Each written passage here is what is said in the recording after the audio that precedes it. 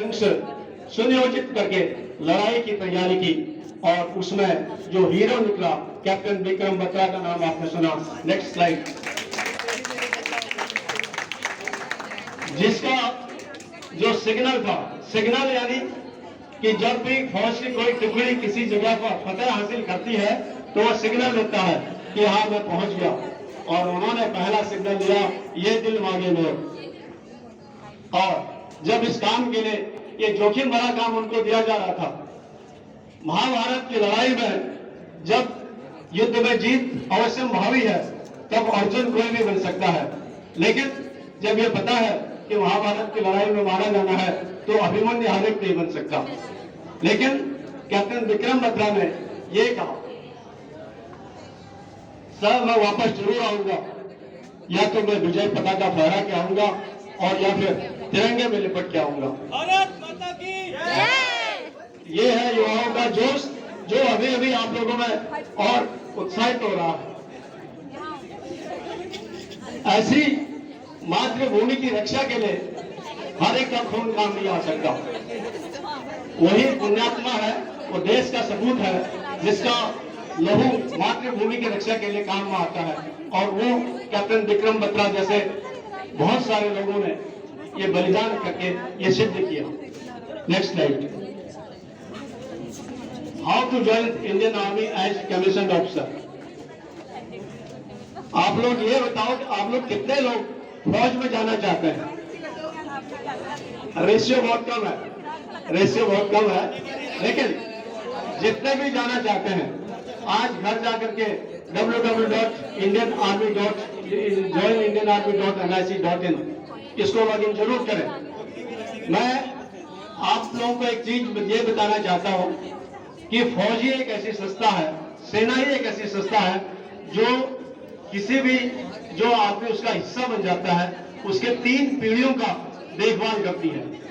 3 पीढ़ियों का देखभाल करती है, कहने का मतलब ये है कि अगर आज कोई युवक भारतीय सेना में जाता है, चाहे वो अधिकारी के रूप में जाए या जवान के रूप में जाए, तो सबसे पहले उनकी माता की देखभाल भी भारतीय सेना करेगी। यानी बीमार होने पर वो उनका निःशुल्क इलाज होगा और अच्छे अच्छे अस्पतालों में होगा। दूसरा, जो वहां पर जाता है चाहे वो अधिकारी जाए चाहे जवान जाए, उसका स्वास्थ्य, लाइफ इंश्योरेंस और उसके साथ साथ एजुकेशनल क्वालिफिकेशन बढ़ाना, उसको टाइम से कोर्सेज कराना और डेडिकेशन, कर्तव्य निष्ठा और हार्ड वर्क की जो ट्रेनिंग है वो इंडियन आर्मी देती है। ऐसा काम करने का जज्बा शायद सभी ऑर्गेनाइजेशन नहीं दे सकती है। मैं कल जब डॉक्टर साहब ने मुझसे कहा कि आपने भारतीय सेना को ज्वाइन करने का क्या क्या तरीका है, करीब 8:30 बजे मेरी बात हुई होगी।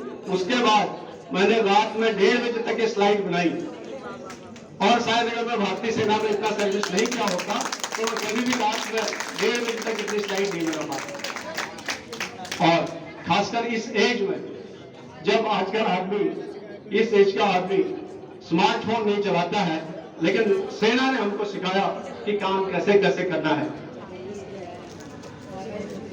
नेक्स्ट, सेना ज्वाइन करने का सबसे पहला और आसान तरीका है एनडीए, जिसे कहते हैं national defence academy. National defence academy कहां पर है? खड़गवासला, पुणे के पास में। इसमें जाने के लिए उम्र 16 से 19 साल तक होनी चाहिए और साल में 2 बार इसका टेस्ट होता है, और जब रिटन टेस्ट क्वालिफाई करता है उसके बाद में एसएसबी, सर्विस सिलेक्शन बोर्ड का इंटरव्यू होता है, जो शायद सबसे कठिन टेस्ट है।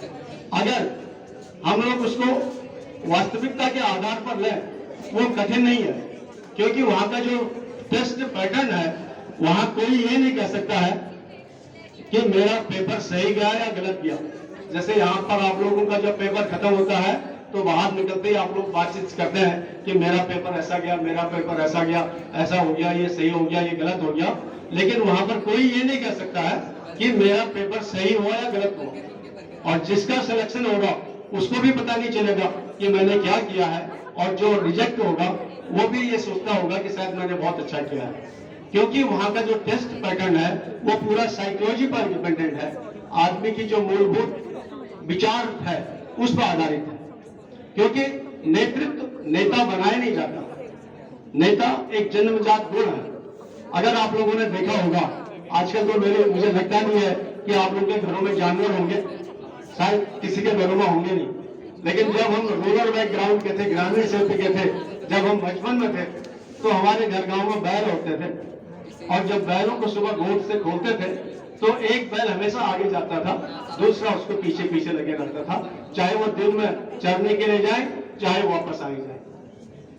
आप लोग अगर आकाश में पंछियों के झुंड को देखते हैं तो उसमें भी एक पक्षी हमेशा आगे मिलेगा जो लीड कर रहा होता है।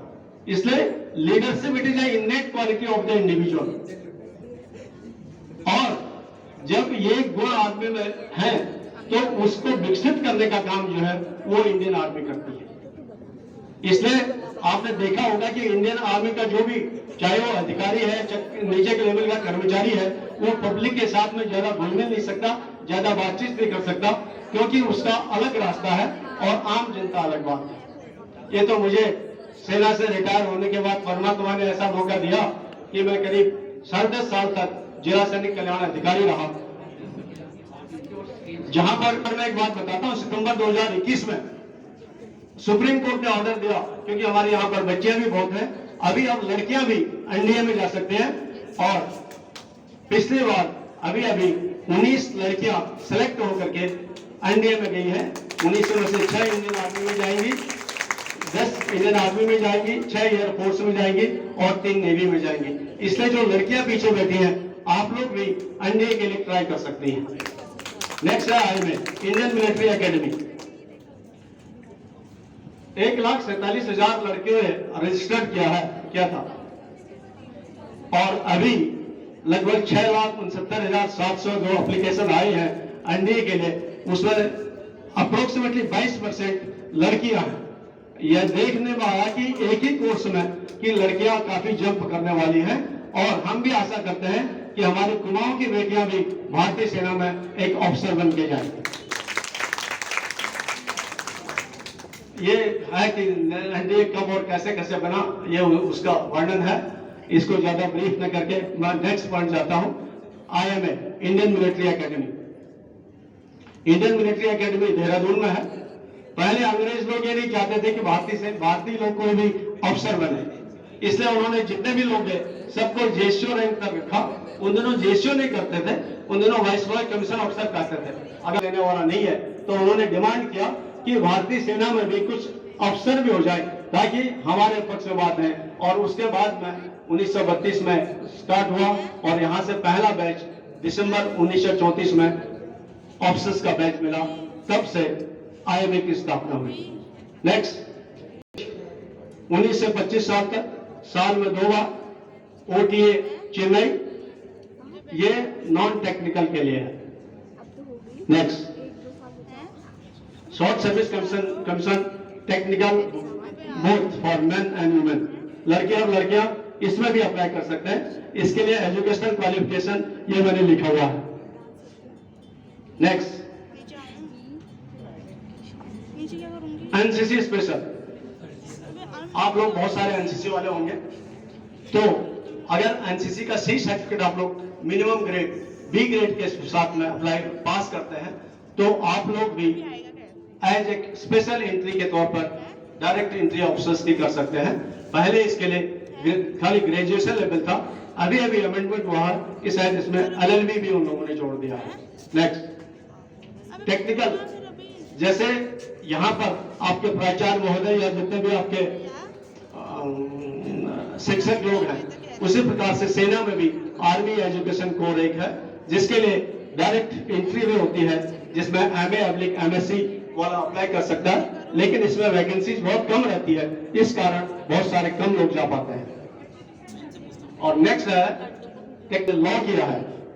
लॉ करने के बाद में आपने बार काउंसलिंग के साथ में अपने आप को रजिस्टर्ड कर सकता है, तो आर्मी जज ब्रांच में भी भारतीय सेना में आप लोग कमीशन के तौर पर जा सकते हैं। ये आईएमए का एक ब्रीफ छोटा सा हिस्ट्री है कि कब कब कैसे कैसे हुआ। Next slide. ये कि ब्रिटिश लोग इसको चाहते नहीं थे।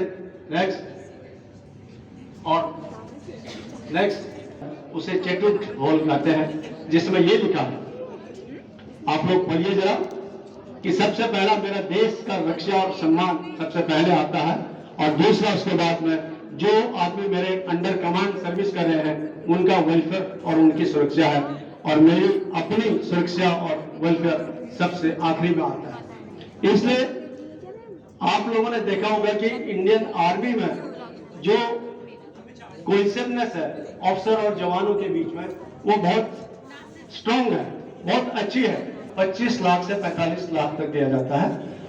उसकी अलग अलग कंडीशंस हैं कि किस हालात में किसी सैनिक की या अधिकारी की मृत्यु होती है, उसके आधार पर ये 25 लाख से 45 लाख तक की धनराशि उनको मुहैया होती है।